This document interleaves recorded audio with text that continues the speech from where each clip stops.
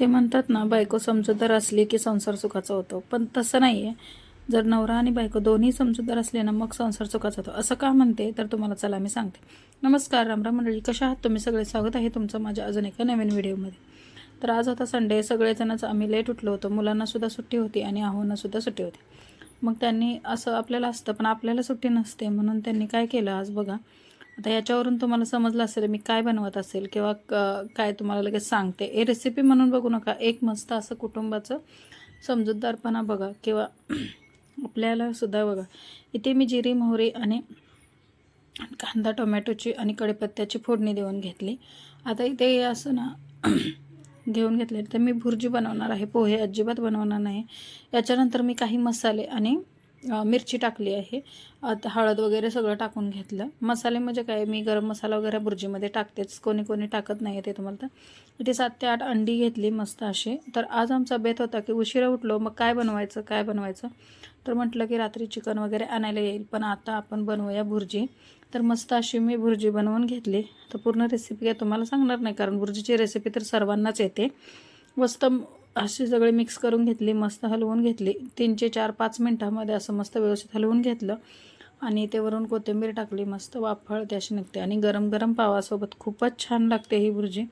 तर असेच समजूतदारपणाने तुम्हीसुद्धा नेहमी कुटुंबाला सुट्टी असते, पण रविवार म्हटलं की बाईला डबल काम होतं. पण असं न करता कधी कधी तुम्ही बायकोलासुद्धा समजून घ्या किंवा कुटुंबासोबत तुम्हीसुद्धा छान असा वेळ घालवू शकता. कमी टाईममध्ये सुद्धा हे होतं. तर आज आम्ही कुठे बाहेर अजिबात जाणार नव्हतो, कारण तर आमच्या मुलांची परीक्षा वगैरे होती. पुढे पण तुम्ही बघू शकता. छान अशी भुर्जी तयार केली. मस्त असा कांदा घेतला आणि मग ते पाव आणायला गेले होते. त्याचबरोबर त्यांनी कांदा भजीसुद्धा घेऊन आले होते तिथे, गरम गरम दिसले म्हणून. असं मस्त असं आम्ही जेवायला बसलो. आमचं छोटंसं चौकोनी कुटुंब आहे, जास्तीचं काही मोठंसुद्धा कुटुंब नाही, पण तितकंच आम्ही छान असं संडे स्पेशल केलेलं होतं. तर तुम्हीसुद्धा असं संडे स्पेशल काय करता किंवा नेहमी चिकन, मटण काहीतरी स्पेशल असतंच, काही नसतं असं नाही आहे. पण एखादा रविवारसुद्धा छान मुलांसोबत किंवा घरच्यांसोबत असा पटकन होणारा स्वयंपाक बनवून जर खाल्ला तर दोघांनाही आराम भेटतो आणि दोघांनाही छान वाटतं. तर कांदा भजीसुद्धा छान होती, चवीलासुद्धा छान होती. तीच आता आम्ही खाणार होतो. तर आमच्या इकडच्या तिकडच्या गप्पा चालल्या होत्या.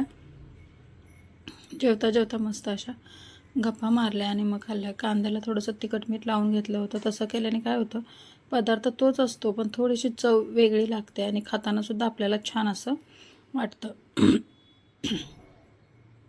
तर एक रविवार असा सुद्धा असावा की नेहमीच आपण काहीतरी बनवतो, बाहेर जातो, असं काही न करता आपण व्यवस्थित घ्यायचं, खायचं.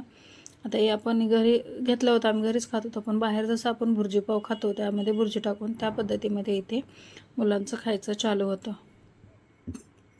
आणि मस्त असं आम्ही जेवण केलं. त्यानेसुद्धा वाढून घेतलं आणि मीसुद्धा इकडे वाढून घेऊन खात होते.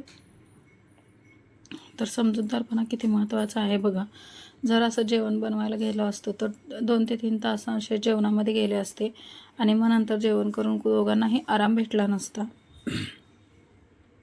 आम्ही गप्पा मारता मारता जेवण केलं मस्त असं. मुलंसुद्धा खूप खुश होती की नेहमी तेच खाऊन त्यांनासुद्धा कंटाळा येतो.